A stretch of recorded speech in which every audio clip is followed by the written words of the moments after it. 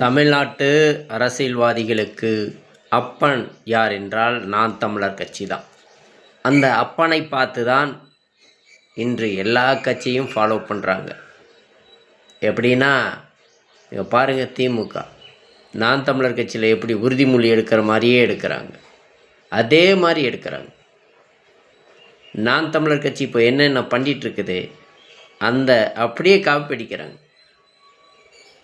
இது எலெக்ஷன் வருதுல்ல, அதனால் இப்போது எல்லாம் காப்படிக்கிறாங்க. உங்களோட ஸ்டாலின் 4 வருஷமாக நம்ம கூட இல்லை. அவர் இப்போது 8 மாதம் ஆயிடுச்சு, எலெக்ஷன் வரப்போகுது. அதனால் நம்மளோட ஸ்டாலின் நெட் தேர்வை ரத்து செய்வோம். நான் வந்தால் கரண்ட் பில்லு குறைப்போம்.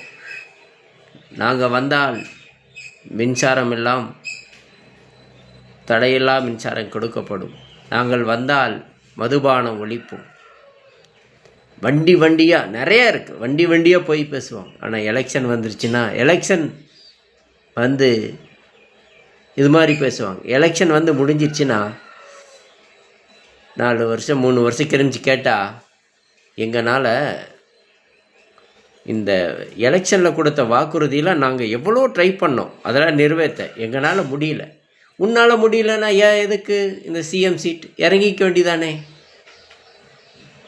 தமிழர்கள் நாங்கள் பார்த்து கொள்கிறோம், எங்கள் நிலத்தையும் வளத்தையும் மொழியையும் கலாச்சாரையும் பண்பாடையும்.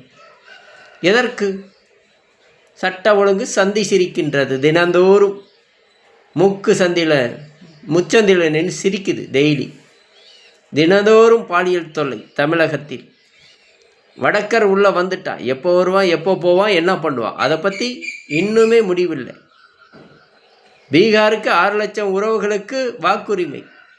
நாங்கள் எங்கே போகிறது? தமிழ்நாடு விட்டு. படித்த இளைஞருக்கு வேலை வாய்ப்பு இல்லை. 15 லட்சம் இளைஞர்களுக்கு வேலை வாய்ப்பு கொடுக்குறேன்னு வெளிநாட்டில் போய் ஈட்டிகிட்டு வந்தீங்க. நீ எங்கெங்கய்யா அந்த வேலை இப்போ கிடைக்கும்? 50 வருஷமாக நீங்கள் தானே ஆட்சி செஞ்சிட்ருக்கீங்க. அப்போது எத்தனை டைம் வெளிநாடு போயிருப்பீங்க? இன்ன வரைக்கும் இளைஞர்களுக்கு வேலை வாய்ப்பு இல்லாமல் இருந்திருக்கணும்ல. ஏன் இன்னும் இருக்குது?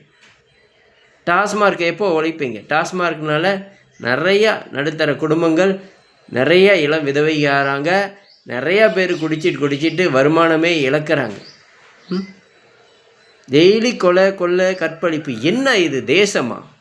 மலையை வெட்டுறதுக்கு உங்களுக்கு ஒரு ஃபாரஸ்ட்னால் மலையை வெட்டுறதுக்கு ரூல்ஸே கிடையாது. அது எத்தனை பெரிய பிரச்சனை இருந்தாலும் சரி. ஆனால் வெட்டி எம்செண்டு கர்நாடகா, கேரளா, ஆந்திரான்னு கடத்துகிறாங்க. மலை வெட்டுறது தவறு இல்லையா? அது குற்றம் இல்லையா? அதை எப்படி நீங்கள் ஏற்றுக்கொள்கிறீர்கள்? ஒன்றும் புரியலை, ஒன்றுமே புரியல. எப்படி ஏற்றுக்கொள்கிறீர்கள்? என் வளத்தையும் என் இனத்தையும் நீங்கள் ஆட்சி செய்வீர்கள். நீங்கள் இங்கே தமிழ்நாட்டில் விவசாய நிலம் ஈத்தேனுக்கு விலை போகச் செய்வீர்கள். எவனோ ஒரு அண்டி பிழைக்க வந்த கார்பரேட்காரன் இந்த இடம்தான் எனக்கு நல்ல விவசாயம் முப்போகம் விளையக்கூடிய இடத்துல, இந்த இடம் தான் எனக்கு விவசாயம் ஈத்தேன் இருக்குன்னா அந்த இடத்த கொடுக்கணும். இல்லைன்னா போலீஸ் விட்டு தடியடி. தமிழர்கள் நாங்கள் என்ன பாவம் செய்தோம் என்று ஒன்றும் புரியவில்லை. உங்களிடத்தில் அடிமைப்பட்டு நாங்கள் கிடக்கிறோம். எங்கே என்ன பிழைவுன்னு தெரியல. எல்லாம் இழந்து பொருளாதாரமேங்கிறதே கிடையாது. ஒவ்வொரு எம்எல்ஏ, ஒவ்வொரு எம்பி, ஒரு முதலமைச்சர்கிட்டையும் 3000 கோடி 4000 கோடி 10,000 கோடின்னு இருந்தால் எங்கேப்பா இப்போ மக்கள்கிட்ட பொருளாதாரம் இருக்குது? ஒரு குடும்பம் நடத்துகிற மாதிரி ஒரு பொருளாதாரத்தை ஈட்டுற மாதிரி ஆட்சி செய்வனு. நீங்கள் என்ன ஆட்சி செய்கிறீங்க? திராவிடர்கள் ஆட்சி எங்கள் நாட்டில் வேண்டாமப்பா.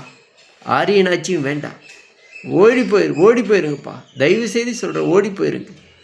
எங்கள் நாடு கொஞ்ச நாளில் பாலைவனம் ஆயிரும்.